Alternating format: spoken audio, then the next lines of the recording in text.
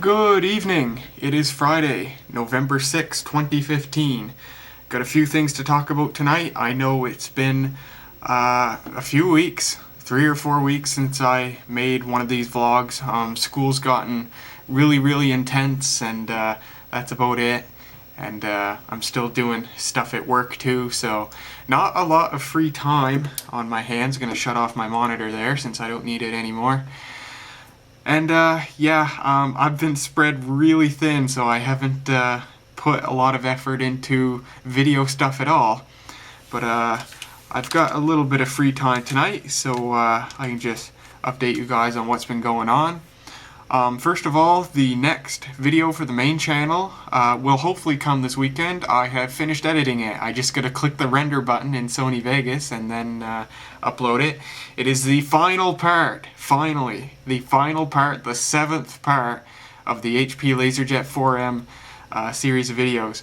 I'm glad at least a couple of people have told me on many of the parts that they're really enjoying the series, because to be honest, I'm just totally embarrassed about it. I think it's around 2 hours of video that I have filmed about that friggin' laser printer, and I think that's just atrocious. Even by my standards, that's absolutely ridiculous.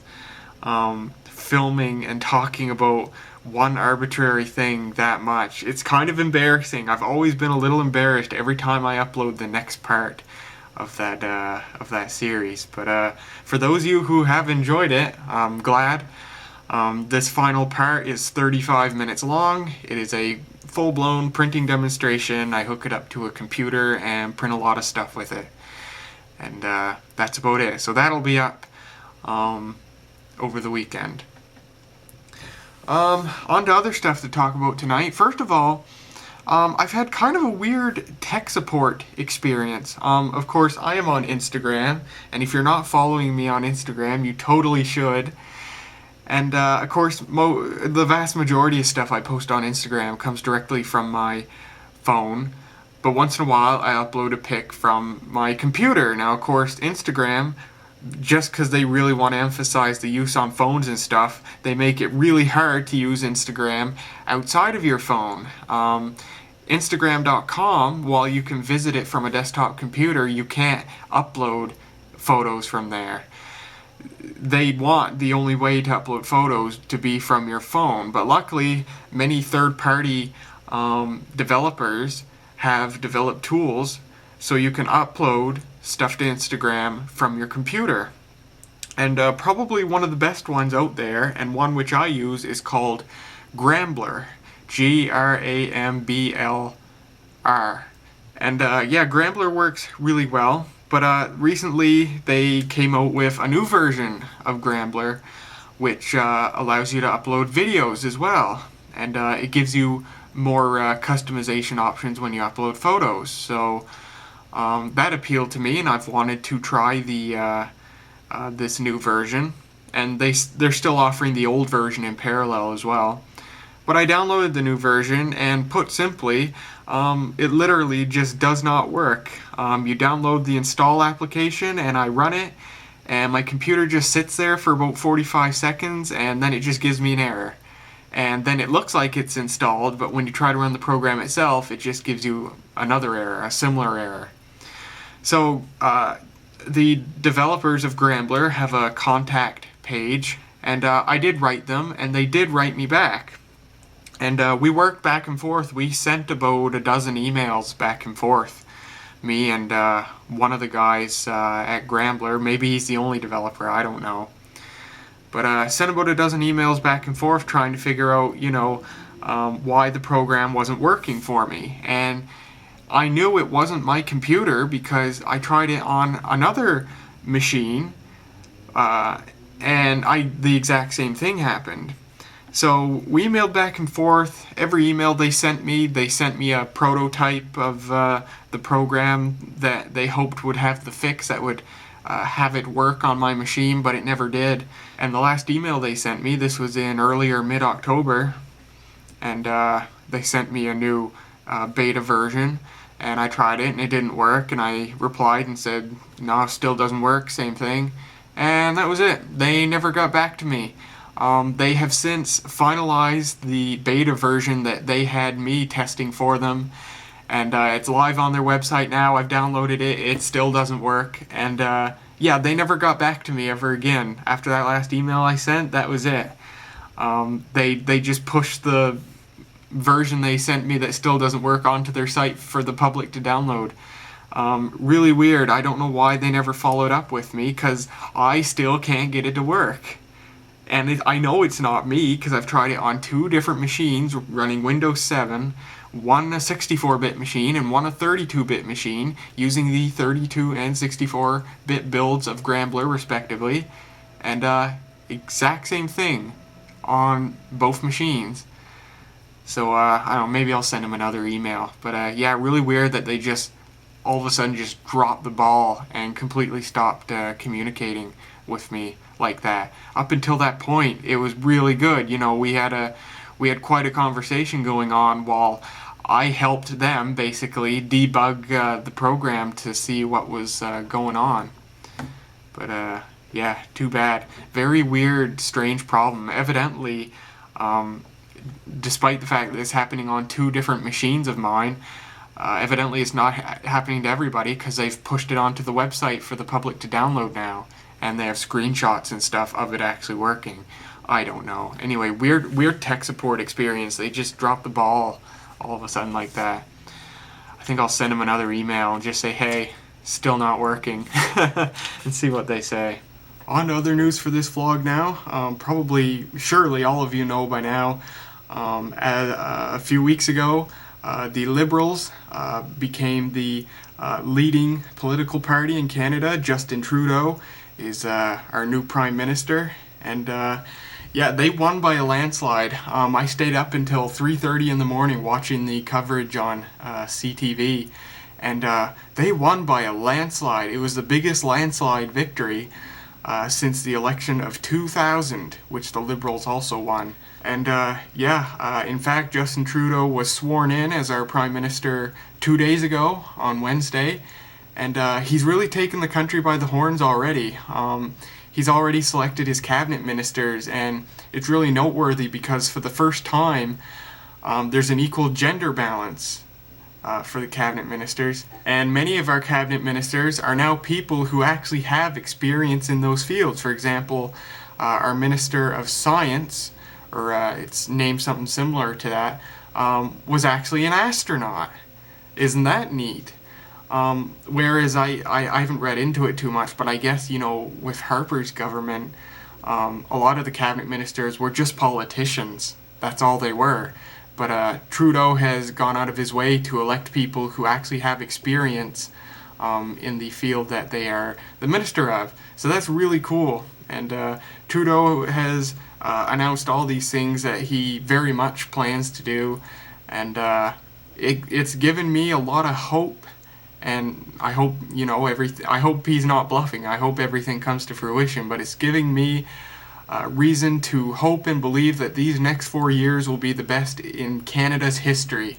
I can almost taste it, and I'm really excited to see what his government is going to do for us. I hope they don't screw up, but we'll see what happens. Other than that, all I've got left for this vlog is a bunch of tech stuff. I've got some stuff in front of me here to show you. First of all, my boss gave me this a couple of days ago. Look at that. That is a LaCie USB floppy disk drive. How about that? He got, someone gave him an old laptop. It was a Dell Latitude D600 actually. I have one of those. I still gotta make a video of it. This one's in a lot worse shape than mine, but it came with this floppy drive, and he he showed me, and he's like, who uses this in 2015? And I'm like, well, I could actually have a use for something like that, so he gave it to me. I appreciate it. I don't know if it works yet, because I don't have my floppies here, but yeah, that's really good. I have plugged it in, and the light does come on for briefly, so it at least powers up, seemingly correctly. But yeah, this should be really useful. The biggest use I can see for this thing, and according to LaCie's documentation for this drive was sold around the years between 2003 and 2005 or thereabouts. LaCie lists it as being both PC and Mac compatible, and I have confirmed this. I've plugged this into my PowerBook, and I go into System Profiler, and it does show up. It's detected right in there. So, assuming that this drive does in fact work fine, and assuming it works fine on a Mac, this is going to be super useful because you may remember I still have to make a video of that machine, my Macintosh LC3, which I saved from the e-waste pile. Until I get some software on it to make use of one of those SCSI CD burners that I also saved from the e-waste pile, the only method the LC3 has to communicate with the outside world is its floppy drive. And I need to transfer via floppy software so that I can use a CD burner, and then I'll be able to transfer software via CD, which will make it a lot easier. But the problem is, my newest Mac that has a floppy drive is the Power Macintosh 7300. And that thing, it can get on the internet, I guess, if I tried, but it's not set up for it. It doesn't have a web browser on it, and I'd have to work to get a web browser onto that. I guess they would have to be via a CDRW or something. But and I can't really use one of my PCs with a floppy drive to move data to the LC3, because the problem with older Macintosh file formats is that as soon as they are thrown on an MS-DOS or Windows file system, the metadata that the Macintosh OS requires to properly recognize the file is destroyed. But with this thing, if I can plug this into the PowerBook or the iMac, that would be nice too, because the iMac runs Mac OS 9, so probably even a little less trouble to do this data transfer using Mac OS 9 rather than Mac OS 10. But even if I can plug this thing into the PowerBook, PowerBook goes on the internet, I can download whatever vintage software I need, throw it on a floppy with this, and then stick it in the LC3, and it didn't have to go through a Windows file system, so the file should be perfectly intact and perfectly readable, and it should hopefully work just fine. So yeah, I'm hoping this works. If it does, it's going to be super useful. So we will see. I don't have the LC3. I don't have any of my vintage computers here right now. Next, here's my IBM Model M keyboard. I went on eBay, and for 99 cents I bought a PS2 to USB adapter, hoping I could plug this thing into USB, maybe use it on the ThinkPad or whatever. But unfortunately, and I read that this was usually the case, usually those really cheap PS2 to USB adapters, they don't have any sort of logic inside them.